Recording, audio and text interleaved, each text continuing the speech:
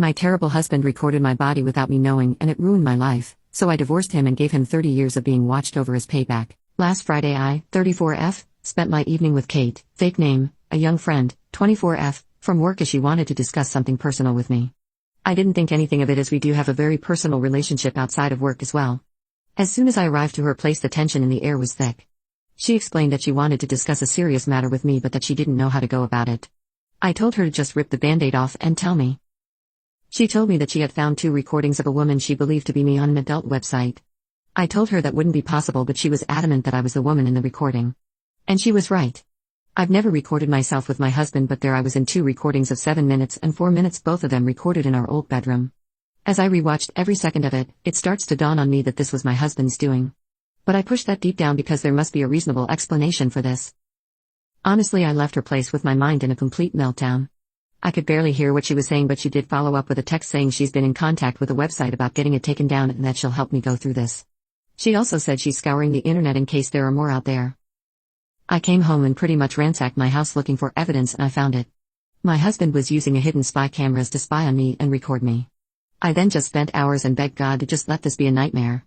I am a deeply religious and a fully veiled Muslim woman, and I've never been with anyone but my husband, and all this time he has been sharing our moments with the world. I don't know what to think or what to do. I can't look at him or speak to him. I've locked myself in our bedroom pretending I have COVID. All I do is look up how other people have dealt with getting things removed, and it seems like once it's on the internet it really is forever, even if I remove it from this one website. I've been crying non-stop. He truly must be something demonic, as he is right now talking about ordering in some of my favorites to see if I have an appetite since I haven't been eating well. I am so unbelievably hurt. I don't know how to share this with my family, how to ask for help. I am crippled with shame, anger and pain. Update: I left him as I said I would. He went to work. The movers arrived, we packed my stuff and we left. The entire time I was crying to the point that even the movers were worried for me, but I couldn't stop myself from crying. I went home, sat my parents and siblings down, and explained the situation. My parents were and still are confused. They are elderly and fragile. They don't understand the internet. They just keep saying, okay, let's talk to the people and it will be gone. But my siblings understand. They are angry. They are sad and heartbroken on my behalf. My siblings and brother-in-laws took me home. We waited for him and we had a conversation with him. He denied it at first. So my brothers were firm with him and he started to be more truthful. He said he did it because he was depressed, because he had an addiction, intimacy and recording it addiction, and because he didn't think anyone would see it. He said he posted only a few. When we asked him to be specific, he said he posted anything from 5 to 8. We had him take it down, but who knows how many times it has been downloaded or shared. In that moment I also found out he had a secret phone. He was also cheating on me with random women and intimacy workers. All this time I was thinking he's working hard, but nope, he was out disgracing himself and betraying our marriage. At some point he convinced us he needed to use the bathroom, and he somehow managed to call his mother, who arrived at our home with his brother and cousins. There was a commotion as they were angry at the treatment of their family member. Then things calmed down enough to explain to them what he had done. His mother fainted. His mother is elderly and not in the greatest health condition. We called for an ambulance. My neighbor had also called the police, and I was arrested by the time the ambulance arrived to take care of my mother-in-law. I spent the evening locked up. Didn't exactly have polite conversation with him. So yes, I was arrested for slapping him and he refused to press charges. Got released the next morning and went home to my parents. Cried some more because my parents kept crying. Then a few days later I spoke to some lawyers my sister had contacted, as they had experience with non-consensual material being posted online.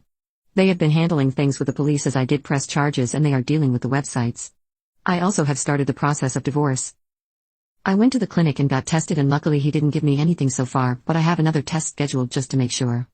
I have spoken to his mother and she apologized to me, even though it's not her fault. She told me that she understood why I want him punished. She asked that I let it stay in the hands of the law rather than I hurt him or have him hurt. He's in hiding, but he still calls and texts me from random numbers. He still lies and tries to manipulate me. I've just been documenting everything he says and texts to me. Oh, at this point everyone knows. I mean everyone, even little kids. And I feel more humiliated now than I did at first. Update 2. This man has destroyed everything I have worked for and has completely destroyed the very little sense of stability and safety I had left. I had to resign from my job. A job that I loved. Jobs don't come easy for me with the way that I look. I can't work there anymore because I am a potential danger to the children and staff. Since not cool men have started to harass me at work. I work with vulnerable children, and mothers who have heard about me have started to refuse me working with their children. Some don't want me to be involved with their child because their husbands can't stop being weird. Fathers have leered at me or made lewd comments toward me, and one of them even offered me money to sleep with him. Men have catcalled me with greater frequency than ever before. Men stare at me. A man followed me from my dentist office and touched me on the street. Random men call my phone, my family home and office to verbally abuse me because my husband has posted my address, my personal and work email, phone numbers, workplace address and every other bit of information online. It is as if the eyes and judgment of the entire world is on me. Yes, the great majority of people are sympathetic, kind and in support of me. Many people have reached out in support of me, from old classmates to former colleagues, neighbors, members of my religious community, family friends, his family and many more have expressed solidarity and kindness, but the crazies and people who believe him and are like him, are bolder, louder and much more noticeable. Then I find out from my lawyers and their investigators that he was making me take extra meds and doing me as I slept. I suffer from migraines and insomnia and take medication for it. He saw my medication as opportunity to do this to me with my own prescriptions. He was actually bragging, on a forum where other weirdos congregate how he was so clever for doing this to me with my own medication and they were encouraging him to do more things to me. Soon-to-be ex-husband has also decided to spread rumors that I was aware of the cameras and pressured him into posting online, and there are people who believe him. He also changed his mind about not pressing charges. I went to court. The judge and prosecutors were sympathetic and dismissed the case. It was a combination of my lawyers explaining the circumstances that led to me slapping him and his subsequent actions threatening me, attacking me, doxing me and blackmailing me by saying he didn't care about the slap, and that he would drop everything if I forgave him. My lawyers used his own words against him since he wrote it in text, and on a recorded call he admitted to me not having slapped him that hard and that he'd only pressed charges to cause me harm. But his crimes against me are still being investigated by the prosecutors.